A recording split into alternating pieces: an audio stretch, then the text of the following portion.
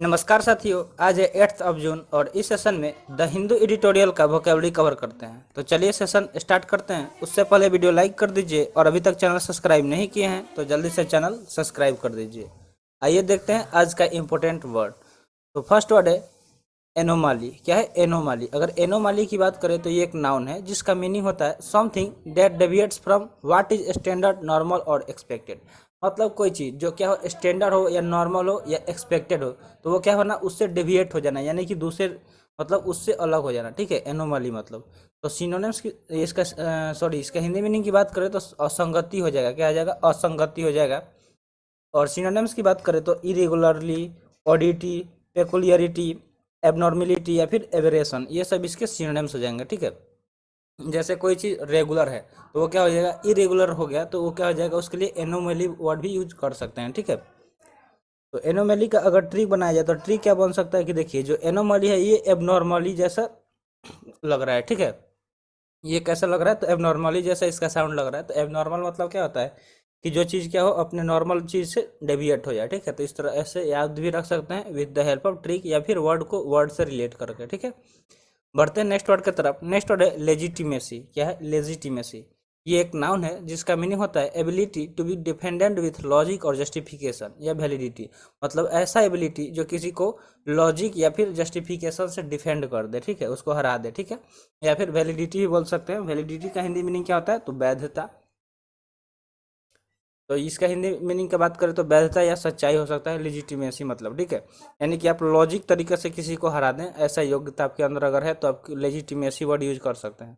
Synonyms की बात करें तो सिंसियरिटी, जीनियसनेस, राइटफुलनेस, वेरासिटी या फिर ऑथेंटिसिटी, ये सब इसके सिनोनिम्स हो जाएंगे। ठीक है, ये सब क्या हो जाएंगे? सिनोनिम्स हो जाएंगे। देखिए सब, और इसका अगर ट्रिक बनाया जाए तो देखिए, लेजिटिमेसी मतलब वैलिडिटी भी होता है। तो अगर आप किसी चीज़ को खरीद रहे हैं तो किसी चीज़ को बाई करने से पहले उसका लेजिटिमेसी जरूर चेक कर लेना चाहिए कि उसका वैलिडिटी कब तक है। नहीं तो बहुत सारे चीज़ जो होते हैं, क्या होते हैं, ऑलरेडी एक्सपायर हो चुके होते हैं और दुकानदार आपको उल्लू बना रहे होते हैं। तो उसको ऑलरेडी पहले चेक करके फिर ही किसी चीज़ को बाई करें। तो लेजिटिमेसी मतलब वैलिडिटी भी हो सकता है, तो वैलिडिटी चेक करके कोई चीज़ सामान के लिए। ठीक है, नेक्स्ट वर्ड की बात करें तो नेक्स्ट वर्ड क्या है? ग्लॉट। ग्लॉट एक वर्ब है। ग्लॉट क्या एक वर्ब है जिसका मीनिंग होता है टू एक्सप्रेस ग्रेट प्लेजर और हैप्पीनेस। मतलब बहुत ज़्यादा खुशी या फिर क्या करना, आनंद जाहिर करना। ठीक है, आप अपनी बहुत ज़्यादा खुशी जाहिर करना। ठीक है, हैप्पीनेस मतलब भी वही होता है, या ग्रेट प्लेजर को क्या करना, जाहिर करना, एक्सप्रेस करना। तो इसका हिंदी मीनिंग क्या होता है? बहुत प्रसन्न होना। क्या है ना, बहुत ज़्यादा प्रसन्न होना। जैसे आप कोई मैच खेल रहे हैं और आपने मैच में आपकी टीम जीत गई तो आप क्या होंगे, बहुत ज़्यादा खुश हो जाएंगे। या फिर आपने कोई एग्जाम क्लियर कर लिया, जो आपका ड्रीम जॉब था वो आपको मिल गया, तो आप क्या हो जाएंगे, बहुत ज़्यादा एक्साइटेड हो जाएंगे, बहुत ज़्यादा खुश हो जाएंगे। तो उसके लिए ग्लॉट वर्ड भी यूज कर सकते हैं। ठीक है, सिनोनिम्स की बात करें तो इसका सिनोनिम्स क्या हो सकता है? तो रिजॉइस, रेलिस, एक्सॉल्टिन या फिर क्रॉ हो सकता है। ये सब इसके सिनोनिम्स हो जाएंगे। देखिए ग्लॉट का अगर सिनोनिम्स, इसका अगर ट्रिक बनाया जाए तो ट्रिक क्या बन सकता है?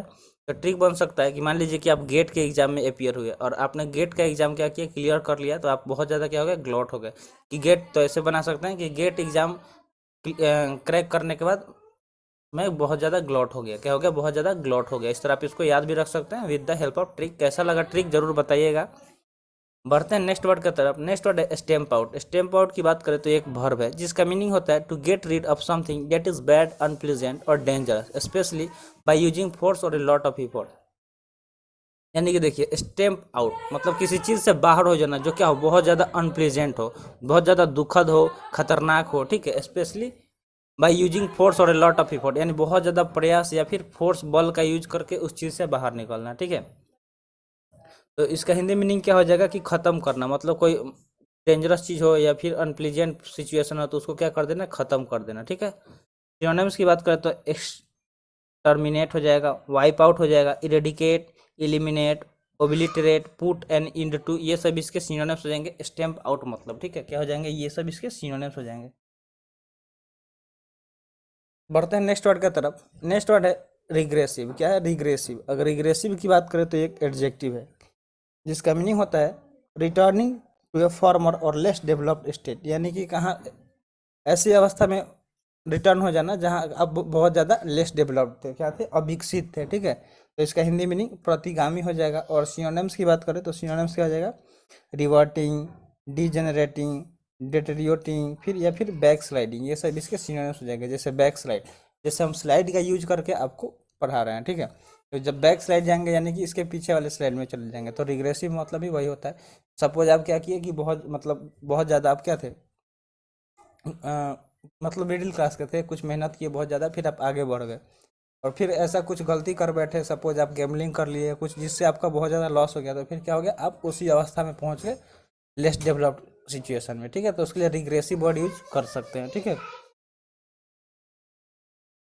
देखिए यहाँ पे री मतलब क्या होता है, बैक, ठीक है। जैसे रिटर्न, रिप्लाई, ठीक है। तो ये सब जिस वर्ड में री लगा रहता है उसका मतलब होता है बैक, ठीक है। और तो जैसे आप याद रख सकते हैं, ठीक है, रिग्रेसिव, ठीक है। अब बढ़ते हैं नेक्स्ट वर्ड की तरफ। नेक्स्ट वर्ड है प्रिटेंस। प्रिटेंस की बात करें तो एक नाउन है जिसका मीनिंग होता है false display of feeling, attitude और इंटेंशन। यानी कि देखिए क्या करना, झूठा दिखावा करना। प्रिटेंस मतलब होता है क्या होता है, झूठा दिखावा करना। जैसे पाखंड, ढोंग ढोंग करना, ठीक है। या पाखंडी, जो ये पाखंडी होते हैं वो क्या करते हैं, प्रिटेंस करते हैं, झूठा दिखावा करते हैं। और सिनोनिम्स की बात करें तो इसका सिनोनिम्स एफेक्शंस, हम्बग, पोस्चरिंग, डिसिमुलेशन, ये सब इसके सिनोनिम्स हो जाएंगे। ये क्या हो जाएंगे, इसके सिनोनिम्स हो जाएंगे। देखिए प्रिटेंस का मतलब क्या होता है कि pretence means presence of cheating, ठीक है। ये मतलब चीटिंग का एक क्या होता है, तरीका होता है कि आप चीट करने के लिए क्या करते हैं, दिखावा करते हैं, झूठा फीलिंग दिखाते हैं, झूठा एटीट्यूड या झूठा इंटेंशन देते हैं किसी को। नेक्स्ट वर्ड की बात करें तो नेक्स्ट वर्ड क्या है, आर्टिकुलेट। आर्टिकुलेट यहाँ एक वर्ब है जिसका मीनिंग होता है एक्सप्रेस एन आइडिया और फीलिंग फ्लुएंटली एंड कोहेरेंटली। मतलब कि अपने एक आइडिया या फीलिंग को क्या करना, फ्लुएंटली यानी तेजी से और कोहेरेंटली क्या कर देना, एक्सप्रेस कर देना, ठीक है। यानी कि साफ साफ बोल देना, डायरेक्ट, इसका हिंदी मीनिंग हो सकता है। और सिनोनिम्स की बात करें तो सिनोनिम्स क्या हो सकता है, इनोंसिएट हो सकता है, प्रोनाउंस, वोकलाइज, इनाउंस या फिर यूटर, ये सब इसके सिनोनिम्स हो जाएंगे। देखिए आर्टिकुलेट के लिए अगर ट्रिक बनाया जाए तो ट्रिक क्या बन सकता है कि अच्छे से बोलने के आर्ट को आर्टिकुलेट कहते हैं। क्या बोलते हैं, अच्छे से बोलने के आर्ट को आर्टिकुलेट कहते हैं। देखिए यहाँ आर्ट से रिलेट करके आर्टिकुलेट हम याद रख सकते हैं।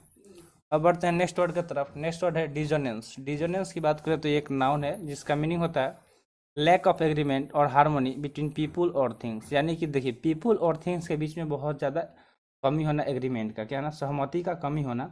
तो मतभेद बोल सकते हैं, यानी कि जो मतलब कोई चीज़ हो गया या दो इंसानों के बीच में क्या हो रहा, सेम मतलब भेद की कमी होना, मतभेद होना, अलग अलग दोनों का सोच होना, ठीक है।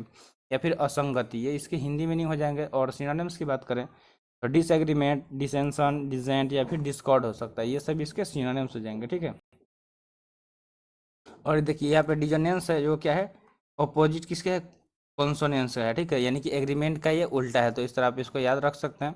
बढ़ते हैं नेक्स्ट वर्ड की तरफ। नेक्स्ट वर्ड है हार्डशिप। हार्डशिप की बात करें तो एक नाउन है जिसका मीनिंग होता है a situation that is difficult and unpleasant because you do not have enough money, food, cloth etcetera. ऐसा सिचुएशन जो क्या है, डिफिकल्ट और अनप्लेजेंट हो, यानी कि बहुत कठिनाइयों से भरा हो और दुखद हो।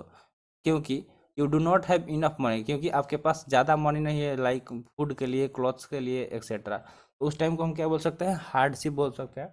यानी कि तंगहाली इसका हिंदी मीनिंग हो जाएगा। जैसे क्या होता है, जब लॉकडाउन लगा था तो जो भी मिडिल क्लास के लोग थे जो बाहर फंस गए थे, फिर उनके पास क्या होता है, सारी कंपनियां बंद हो चुकी थी, तो उनके पास पैसा, खाना, कपड़ा, सब चीज़ का कमी हो गया था, ठीक है। तो हार्डशिप उसके लिए वर्ड यूज कर सकते हैं जिसका सिनोनिम्स हो सकता है एडवर्सिटी, प्राइवेशन, डेप्रीवेशन या फिर डेस्टिट्यूशन, ठीक है।